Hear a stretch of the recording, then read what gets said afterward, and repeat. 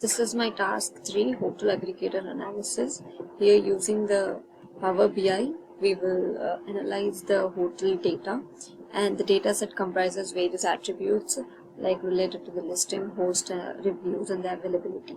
And by using Power BI, we will extract the insights from this, and the data set contains all these columns. And for the first step, we'll load the data into the Power BI, and then we'll check with the data, and if any of the data is irrelevant, then we'll remove or delete the particular column and focus on the main columns which are necessary for the analysis purpose. Here is the project objectives. First we will go into the geographical insights, then pricing and availability analysis, and then the host performance, then the review scores and guest satisfaction. Here first with the geographical insights, we'll visualize the distribution of the listing on the map. As we can see, we are having a host neighbor map on the screen, and then we are having the total top 7 sum of the host count by the host location analysis, and then 1 million is the sum of the total listing count of the host present in the geographical insight area. This is next is nothing but the pricing and the availability analysis. Here, as we can see, we'll concentrate more on the property types, the rooms and the accommodation capacity. In the analysis too, we'll compare the room type with the sum of bedrooms. As we can see, the highest one is the entire home apartment, which most of them are having. And then when we check with the room type and the host listing, then the private rooms are more in number. And at last we can see the sum of the accommodations by the property type, which is nothing but the rental is the highest one.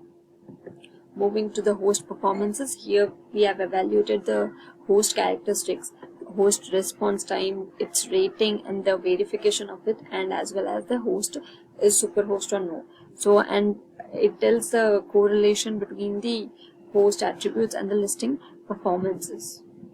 Next we'll move with the review scores and the guest satisfaction. Here we'll concentrate more on the review scores and relating it to the listing performances. As we can see in the tabular form, by each year the reviews are segregated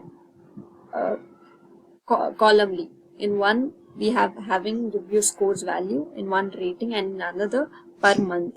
And we can see here the review for the total listing count is the highest one when compared to the review scores value. Moving to the next one, this was nothing but the property type and the room analysis. And here too we'll analyze the distribution of the property types. As we are having different types of property, most of them are having tiny homes. As we can see with the pie chart, most of them hold a tiny home property, almost 51% of them. And when compared to the mostly used room type, then entire home or apartment is having the more number of bedrooms when compared to the rest of the 2, private room and the hotel room. And then at last we'll compare the room type with the property type. As we can see, the entire home property type is having the more number of count in this. So these are the analysis by doing the investigation through the Power BI, and we can see that we can improve the targeted marketing strategies by applying more things to this. And as we saw that private rooms and hotel rooms have less number of rooms compared to the homes present in the analysis, and the capacity of the accommodation doesn't have a proportional relationship with the price. As we saw with this analysis, which one are having more relation to each other and which one are not having more relation compared to the other one. And we have more number of tiny homes than compared to the other homes. And the last one is there is a strong and clear proportional relationship between the count of the total revenues and the listing count, as we have seen in the visualizations. Thank you.